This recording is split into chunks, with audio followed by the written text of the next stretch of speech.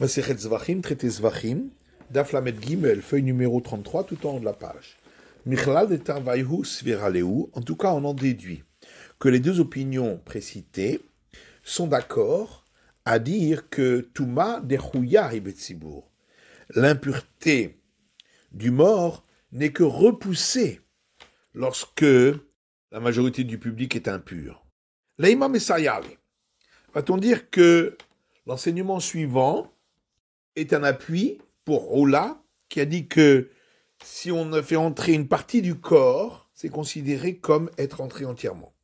Car voilà qu'une braïta dit, Kola semichot shayu sham, les impositions de main qu'il y avait là-bas dans le temple, Koreani alehen, j'applique sur elle le principe teref ismicha shrita, immédiatement après l'imposition des mains, a lieu l'abattage rituel. Chutzmizu, sauf celle-ci du sacrifice délictif du lépreux au 8e jour de sa purification, chez Haïta Béchar Nicanor, qui avait lieu à la porte de Nicanor qui donnait sur le parvis du temple, chez Ein Metzora Yachol Ikanes le Sham, car le lépreux ne pouvait entrer dans le parvis du temple, Achemazim ala midam chatato midam hashamo, avant qu'on ait aspergé pour lui le sang de son sacrifice expiatoire et de son sacrifice délictif. Veuillez Amart. Or, dit l'Agmara, si tu dis Bia bemiktsat lo shema bia, que lorsqu'une partie seulement du corps est entrée, c'est pas considéré comme le corps qui est entré, les ayel yadeh velismor.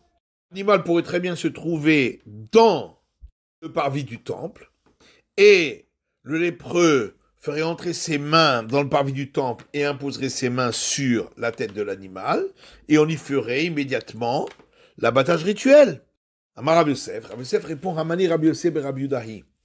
L'auteur de cette braïta, c'est Rabbi Yosef et Rabbi Yuda. D'Amar qui a dit Merachek Tzafon, le côté nord où devait avoir lieu l'abattage rituel des sacrifices sanctifiés du sanctifié, était loin de cette porte, puisque ça se trouvait d'après lui devant la face nord de l'autel. Et la Gemara demande venir avec Pishpech. On n'avait qu'à faire une petite porte dans la muraille du parvis du temple, face à la face nord de l'autel, pour que on puisse faire devant cette porte l'imposition des mains et l'abattage rituel. Abaye et Rava d'Amre Tarvaihu. Abaye et Rava répondent tous les deux. Hakol Birtam Yad Hashem Alay Hiskil. Il est écrit dans le livre des Chroniques que le roi David a dit le descriptif du temple est écrit par la main de l'Éternel qui m'a permis de comprendre tout le travail, la configuration du temple. Donc on ne pouvait pas rajouter de porte à ce qui avait été donné. Ikadamre, d'autres disent Amar Rav Yosef. Rav Yosef dit Kol Somer Rocho Verubo Machnis. Celui qui fait l'imposition des mains sur la tête de l'animal doit faire entrer dans le parvis du temple sa tête et la majorité de son corps, s'appuyer entièrement sur l'animal. Et donc il ne pouvait pas faire entrer uniquement les mains, et ainsi on a répondu à la question. Maïtamai, pourquoi donc Kol Kocho Bainan. On a besoin qu'il le fasse avec toute sa force. Il Karlo Evcha, c'est pourquoi il ne pouvait pas faire autrement. La Gemara demande Maïke Savar. Que pense l'auteur de notre Braïta? Ike Savar Smichat Hasham Metzora de Oraïta. S'il pense que l'imposition des mains sur le sacrifice délictif du lépreux est une obligation de la Torah, et que le fait que l'abattage rituel doit se faire immédiatement après l'imposition des mains, c'est aussi une obligation de la Torah. Dans ce cas-là, il n'avait qu'à entrer entièrement dans le parvis du temple pour y faire l'imposition des mains, des Rachamanama, puisque c'est la Torah qui l'a demandé. C'est donc que, pour cela, l'impureté du lépreux a été repoussée. Amar Ravada Bar Matna. Ravada Bar Matna répond Xera Shema Yarbe Bispsiaot. Il y a ici un interdit des sages, de peur qu'il fasse plus de pas que nécessaire, et dans ce cas-là, il aurait enfreint l'interdit de la Torah. Ikade Amre, d'autres disent Amar Ravada Bar Matna. Ravada Bar Matna répond Michat Hasham Metzora de Oraita. L'imposition des mains sur la tête du sacrifice délictif du lépreux est une obligation de la Torah. Mais le fait que l'abattage rituel doit suivre immédiatement l'imposition des mains. Ce n'est pas une obligation de la Torah, c'est pourquoi on ne lui a pas permis d'entrer dans le parvis du temple. Mais tu vas là-dessus, on objecte, à partir d'une braïta qui dit, il est écrit dans le Lévitique, Vesamach Veshachat. Il fera l'imposition des mains et il fera l'abattage rituel du sacrifice. Masmicha beteorim, avshrita beteorim. Donc de la même manière que l'imposition des mains, c'était uniquement par des personnes pures, de même l'abattage rituel, c'était uniquement par des personnes pures. Mais il y a matlav de oraita. Maintenant, si tu dis que c'est pas une obligation de la Torah, que l'abattage rituel suive immédiatement l'imposition des mains, l'imposition des mains peut être faite même par des personnes impures, qui le font en dehors du parvis du temple, et ensuite on fait entrer l'animal dans le parvis du temple, et l'abattage rituel se fera par une personne pure. Et là, il est pour. Seulement, il faut dire l'inverse. Smichat Hasham Metzora, lav d'oraita. L'imposition des mains sur le sacrifice délictif du lépreux n'est pas une obligation de la Torah. Par contre, que l'abattage rituel doit suivre immédiatement l'imposition des mains, ça c'est une obligation de la Torah. Et c'est pourquoi l'imposition des mains ne peut se faire que par une personne pure. Ravina Amar, Ravina dit, l'Aïnyan Malkut Itmar. Androula a dit que le fait d'entrer une partie du corps, c'est comme si on était entré le corps entier. C'est uniquement pour dire que s'il était impur, il reçoit la flagellation. Par contre, il ne recevra pas la sanction du retranchement.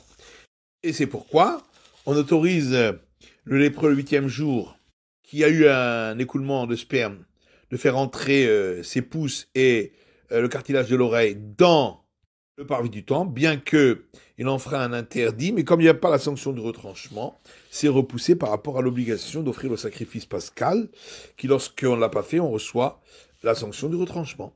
Kiata Ravin, lorsque Ravin est venu à Rabbi Abahu, il a dit au nom de Rabbi Abahu, la sanction de la flagellation qu'on apprend du verset concernant la femme qui avait accouché a été donnée que pour une personne impure qui aurait touché les éléments sanctifiés du temple. Deitma, car il y a un enseignement qui dit si une personne impure a touché les éléments sanctifiés du temple, Shakish Amar Loké. Shakish dit il reçoit la flagellation. Rabbi Yochanan Amar Inoloké. Rabbi Yochanan dit ne reçoit pas la flagellation. Shakish Amar Loké. Shakish dit il reçoit la flagellation. Bechol Kodesh Lotiga, puisque il est écrit dans le Lévitique concernant la femme qui a accouché, qui est impure, tout élément sanctifié, elle ne touchera pas. Rabbi Yochanan Amar Inoloké. Alors que Rabbi Yochanan dit ne reçoit pas la flagellation. Aoubitrouma Ketiv. Car ce verset a été dit concernant le prélèvement au prêtre. Et la Gemara demande de Reish Lakish, Aikra le'achiou de'ata. Est-ce que vraiment, d'après Reish Lakish, ce verset est venu pour cela? Pourtant, on l'utilise Hazara pour donner une interdiction, les Ochel Basar Kodesh, à une personne impure de manger de la chair, élément sanctifié du temple, Deitmar, puisqu'il y a un enseignement qui dit Hazara le Ochel Basar Kodesh Minaï. Nous sait-on l'interdiction pour une personne impure de manger de la chair d'éléments sanctifiés du temple. Reshakish Amar, Reshakish dit Bechol Kodesh Otigar, parce qu'il est écrit concernant la femme qui a accouché, tout élément sanctifié du temple, elle ne touchera pas. Rabbi Yochanan Amar, Tane Bardella, alors que Rabbi Yochanan dit, Bardella a enseigné dans une braïta, Atia Tumato, Mibiat Mikdash. On l'apprend par similitude des termes, puisqu'il est écrit concernant la personne impure qui mangerait les éléments sanctifiés du temple, le terme son impureté, et ce même terme son impureté est écrit concernant l'interdiction pour une personne impure d'entrer dans le sanctuaire.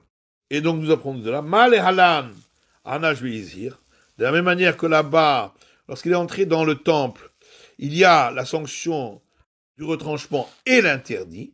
Afkan, ici aussi, pour lorsqu'il aurait mangé les éléments sanctifiés du temple, Anash Beizir, il y a la sanction du retranchement et l'interdit.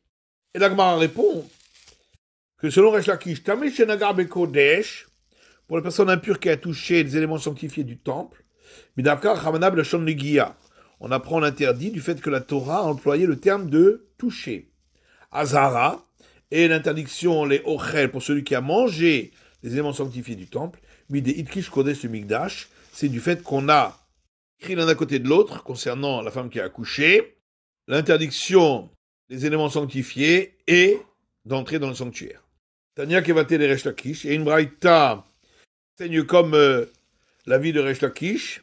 Donc écrit dans le Lévitique concernant la femme qui a accouché, tout ce qui est sanctifié, elle ne touchera pas. Zaharal et Ochel. C'est l'interdit ici de manger des éléments sanctifiés. Tu dis que c'est l'interdit de manger, peut-être il s'agit de l'interdit de toucher. Mais parce que il est écrit, tout élément sanctifié, elle ne touchera pas, et au sanctuaire, elle n'entrera pas. Makish Kodesh et Migdash, donc il y a juxtaposition entre les éléments sanctifiés et le sanctuaire. Ma Migdash, Davar Shieshbo, Netilat Neshama, de la même manière que lorsqu'on entre dans le sanctuaire, il y a perte de vie, donc la sanction du retranchement. Av Kodesh, Davar Shieshbo, Netilat Neshama. De même, pour ce qui est des éléments sanctifiés, il s'agit de quelque chose qui entraîne la perte de vie, donc la sanction du retranchement, et c'est donc le fait d'avoir mangé des éléments sanctifiés. Car, s'il s'agit simplement de toucher, est-ce qu'il y a perte de vie, c'est-à-dire la sanction du retranchement? Donc forcément, il s'agit de manger. C'est la fin de l'étude du DAF Lamed Gimel de la feuille numéro 33.